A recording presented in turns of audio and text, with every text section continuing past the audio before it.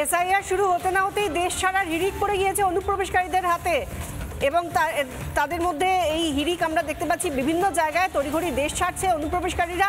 হাকিমপুরে অনুপ্রবেশকারীর হাতে রয়েছে ভারতীয় নথি, ভারতের ভোটার কার্ড বাংলাদেশি অনুপ্রবেশকারীর হাতে। ৮ বছর আগে ভারতে অনুপ্রবেশ করেছিল সে। ধামাখালি হয়ে দালালকে টাকা দিয়ে ভারতে অনুপ্রবেশ। ৩ বছরের মধ্যে হাতে এসে গেছে ভোটার কার্ড, আধার কার্ড।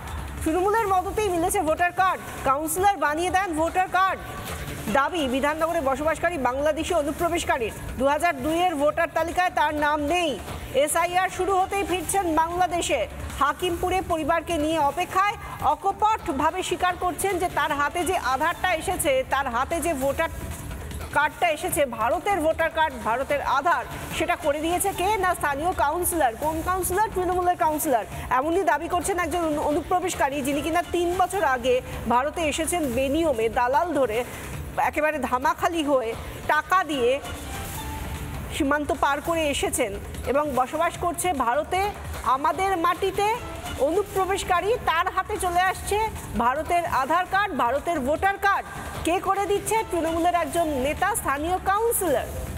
এবং সে কথা হাকিমপুরে পরিবারকে নিয়ে যখন এসআইআর শুরু হয়ে গিয়েছে ভারতে, তখন তাকে ফিরতেই হবে। এখন তো আর এইসব যা যা দেখানোর এতদিন ধরে দেখিয়ে এসেছে তৃণমূলের হাত যশে, সেগুলো তো আর দেখানো যাচ্ছে না। এখন তো ফিরে যেতেই হচ্ছে বাংলাদেশে কাঁটাতার পেরিয়ে।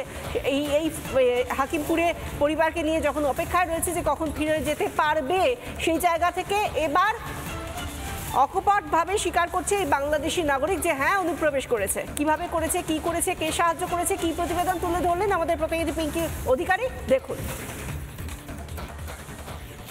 কোত্থেকে এসেছিলেন? অল্লেক সেক্টর 5। ওখানে থাকতেন? হ্যাঁ। কিসের কাজ করতেন?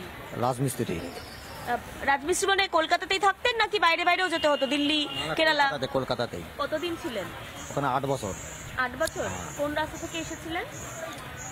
বাংলাদেশ। না, এসেছিলেন কোন রাস্তা থেকে? বাংলাদেশে কোথায় বাড়ি? ধামাখালি থেকে এসেছিলাম। আর বাড়ি হচ্ছে বাংলাদেশ, আপনার ইউনিয়ন আটলিয়া। ইউনিয়ন আটলিয়াতে এসেছিলেন ধামাখালি মানে সন্দেশখালি রাস্তা হয়ে। কে নিয়ে এসেছিল? দালালে। শেখ শাহজাহানকে চিনতেন? না। শাহজাহান ভাইকে চিনতেন না? ওর নাম না, ওর নাম শুনিনি। ভোট দিলেন কোথায়? কোন এজেন্ট, কোন কনস্টিটিউশন থেকে ভোট দিয়েছেন? ভোট দিয়েছি এখানে। এখানে বলতে ওখানে আমি যেখানে থাকতাম ওই ধামাখালি। না, হ্যাঁ সেক্টর 5। কোন কোন সালে ভোট দিলেন? ওটা তো আপনার ভোট দিয়েছে, ওটা তো সেই আমার তাহলে ভোটার কার্ডটাই দেখতে হবে। ওটা তো 2002 সালে ছিল না। আমি যে ছবিটা একটু দেখাচ্ছি, এটা কিসের? এটা বাংলাদেশের। আর ভারতেরটা কোথায়? এটা বাংলাদেশ। ভারতেরটা কোথায়? ভারতেরটা কোথায়? ভারতেরটা দিন। এটা হচ্ছে বাংলাদেশ। ভারতেরটা দিন। আপনার আধার কার্ডও রয়েছে? হ্যাঁ, দেখি একটু। এই হচ্ছে ভোটার কার্ড। কি নাম এখানে? মিঠু মোল্লা। আর আসল নাম কি? আসল নাম মিঠু মোল্লা। একই নাম। একই নাম। তো কে বানিয়ে দিল আপনাকে এই কার্ডটা? এটা সরকারের ঘর থেকে। সরকারের ঘর থেকে? সরকার বানিয়ে দিল ভোটার কার্ড? হ্যাঁ, এটা সরকারের ঘর থেকে এসে ডাইরেক্ট। কিভাবে বানালেন? কোথায় গেলেন? কোন সরকারের কাছে গেলেন ফার্স্টে? ওই যে ফর্ম ফিল আপ করে দিয়েছিলাম।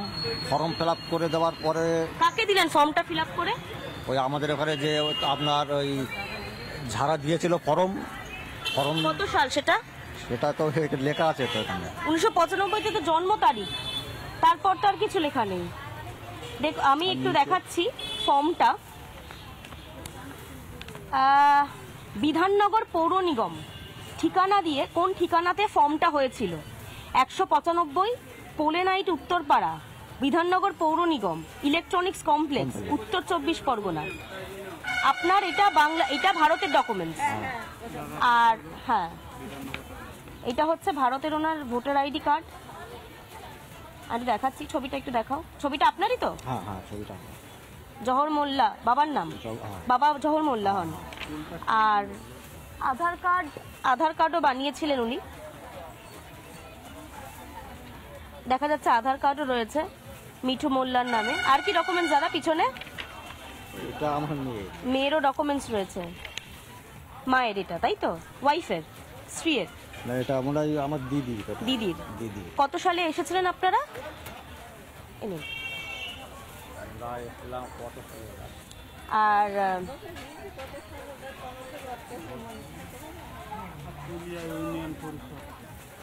এই হচ্ছে ওনার বাংলাদেশের ডকুমেন্টস, তাই তো? হ্যাঁ দেখি একটু বাংলাদেশের ডকুমেন্টস গুলো। এত ক্লোজ না।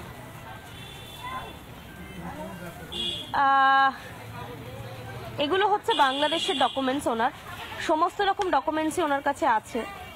আপনি নাগরিক কোথাকার, ভারতের না বাংলাদেশের? বাংলাদেশের। এখানে তো আপনার ওই থাকবো বলে ডকুমেন্টস গুলো করেছিলাম, কিন্তু এখন তো থাকতে পারছি না, যেহেতু বাপ দাদার আমলের নাম নেই, ওই জন্য এখন বাংলাদেশে ফিরে যাচ্ছি আবার।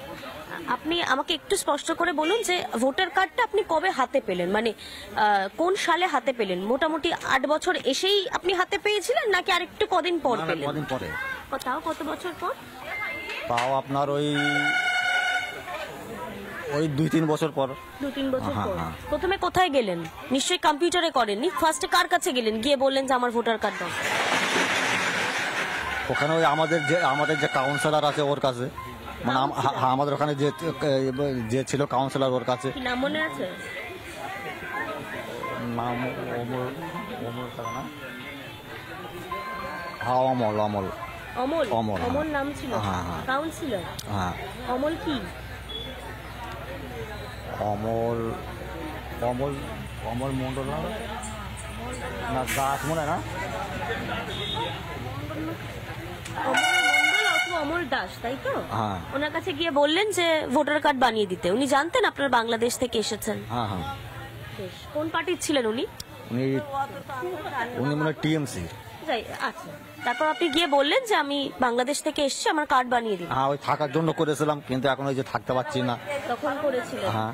তখন উনি হেল্প করলেন, সাহায্য উনি, করলেন? হ্যাঁ, উনি help তারপর করলেন। ফর্ম কোথায় ফিল আপ করলেন?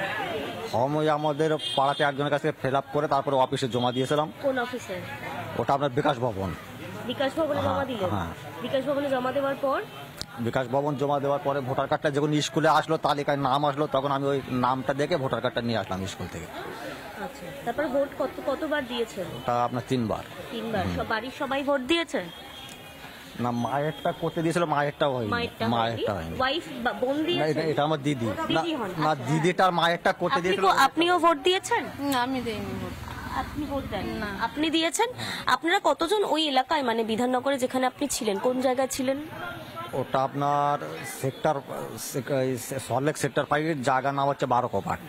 আচ্ছা, ওখানে কি আপনাদের মতো অনেকে ছিলেন না আপনি একাই ওখানে থাকছিলেন বা আপনার পরিবার থাকছিলেন? আমার এই দিদি ছিল, আর আমি আর আমার মা। আচ্ছা, আর আরো কেউ ছিল আপনাদের সঙ্গে যারা এসেছিলেন? আর এই যে আমার মেয়ে। না, মানে আমি বলছি আরো কি অনেকে না না ছিলেন? না না আর ছিল না। আর কেউ না, ছিল না। না? বেশ। সবার মেয়ে কোথায় জন্মেছে? মেয়ে এখানে। এখানে এখানে, বিধাননগরে হ্যাঁ জন্মেছে? এখানে। বেশ। আপনি আমাকে একটা বিষয় বলুন তো, মানে পড়া যখন ওকে মেয়েকে পড়াতে স্কুলে পাঠালেন, সেই সময় ওর কোনো ডকুমেন্টস লাগেনি, কাগজপত্র চাইনি? টিচাররা বা শিক্ষক শিক্ষিকারা যে আমাদের এই ডকুমেন্টস তো দরকার বাচ্চাটির জন্য, না ওর কাগজপত্র চাই কিছু চাইনি? না না। এখন কি জন্য চলে যাচ্ছেন? কে বললো চলে যাও? এখন ওই আপনার ওই যে 2 সালের 2002 এর দেখাতে হবে, নাইলে তো এখানে থাকা যাবে না। আর বাপ দাদার একটা। আমাকে একটা বিষয় বলুন, কি থাকছিলেন কোথায়? ভাড়া বাড়িতে থাকছিলেন না বস্তিতে থাকছিলেন? বস্তিতে। ভাড়া কেউ নিত? সেই বস্তিতে থাকার জন্য ভাড়া কাউকে দিতে হতো? না ওখানে ভাড়া দিতে হতো না, ওখানে একটা জায়গায় আমরা বস্তি পেতে থাকতাম। খোঁজ পেলেন কিভাবে? মানে ধরুন আপনি একটা দেশ থেকে আরেক দেশে এলেন, 8 বছর আছে, 8 বছর মানে তো একদম খুব দেরি নয়, খুব বেশি দিনও হয়নি। হুট করে এসে খোঁজ পেলেন কিভাবে যে ওখানে একটা জায়গা রয়েছে, ওখানে আপনি থাকতে পারবেন? বিধাননগরের মতো জায়গা, সল্টলেক সেক্টর 5, অফিস কাছারি সমস্ত কিছু হয়ে গেছে। মানে ওখানে ওই জায়গা ফেলানো ছিল, তো ওখানে অনেকে ঘর বেঁধে ছিল আরো। আপনি এলেন কোথা থেকে? কোন রাস্তা? ধামাখালি থেকে এলেন? এসে ধামাখালি থেকে সেক্টর 5 তো অনেক দূরে। আপনাকে কে বললো যে সেক্টর 5 এ জায়গা আছে? ওখানে তো আমরা খোঁজ পেয়েছিলাম, আমাদের ওই আরো যারা ওই ছিল, মানে যারা ছিল ওদের ওইখানে জায়গা পড়েছিল, সবাই ছিল ওখানে ঘর পর বেঁধে, তাম বললো যে জায়গা পড়ে আছে, ওই জন্য আমরা ওখানে ঘর বেঁধেছিলাম। ঘর বেঁধে টিনের ঘর হ্যাঁ, বেঁধেছিলেন? হ্যাঁ। কাউকে টাকা পয়সা দিতে হতো? না না। আর যখন এলেন সেই সময় টাকা পয়সা দিতে হয়েছে না, না। ধামাখালি থেকে? হ্যাঁ, ওই সময় টাকা পয়সা যখন পার হয়েছিলাম তখন কত দিতে টাকা পয়সা ছিল, তখন আপনার দিতে হয়েছিল 5,000 না 6,000 দিতে হয়েছিল না? হ্যাঁ, 5-6 মতো দিয়ে। হ্যাঁ পার হেড এক একজনের 5-6 হ্যাঁ হ্যাঁ বাংলাদেশি টাকা না ইন্ডিয়ান রুপিজে? বাংলাদেশে। বাংলাদেশি টাকায় 5-6 টাকা দিতে হয়েছিল। তো তারপর আপনারা কি আর বাংলাদেশে ফেরত গিয়েছিলেন মাঝে, মানে ওপারে গিয়েছিলেন আবার এসেছিলেন, না এখানেই থাকছিলেন? এখানেই থাকছিলাম। আর দিন মজুরের কাজ করতেন, শ্রমিকের কাজ করতেন, কেউ পাইয়ে দিয়েছিল? না, ওটা আমরা ওই ঠিকাদারের আন্ডারে কাজ করতাম, মানে ঠিকাদারের আন্ডারে। বেশ, ঠিক আছে। ঠিকাদার জানতেন আপনি বাংলাদেশ থেকে আপনার পরিবার এসেছেন, এখানে থাকছেন? হ্যাঁ। অনেক ধন্যবাদ। দাদার নাম কি? মিঠু মোল্লা। মিঠু মোল্লা। বেশ, মিঠু মোল্লা, তার দিদি, তার মা এসেছিলেন, তার দুজন সন্তান। এখন কি করবেন ভাবছেন, মানে এখন ফিরে যাবেন, এখন কি করবেন ভাবছেন? এখন ওই দেশে গিয়ে একটা কোনো কাজ করতে হবে, হয় ওই যে কাজ করতাম রাজমিস্ত্রি ওই কাজ করতে হবে, নাহলে তো একটা দেশ ছেড়ে চলে আসেন কেন? মানে আমি আমার কথা জিজ্ঞেস করছি, আপনার তো নিশ্চয়ই ওখানে বাড়ি ছিল, কিভাবে এসেছিলেন, কি জন্য এসেছিলেন? এখন ওই অভাবে, যখন ও অভাব ছিল ওই জন্য এসেছিলাম। ওখানে কাজ ছিল না? না, ওখানে কাজকর্ম ছিল না সেরকম। বেশ। নানা ধরনের কন্টেন্ট দেখার জন্য লাইক করুন, শেয়ার করুন আমাদের ফেসবুক পেজ, সাবস্ক্রাইব করুন আমাদের ইউটিউব চ্যানেল। পাশাপাশি অন্যান্য ব্রেকিং নিউজের জন্য অবশ্যই চোখ রাখুন রিপাবলিক বাংলায়।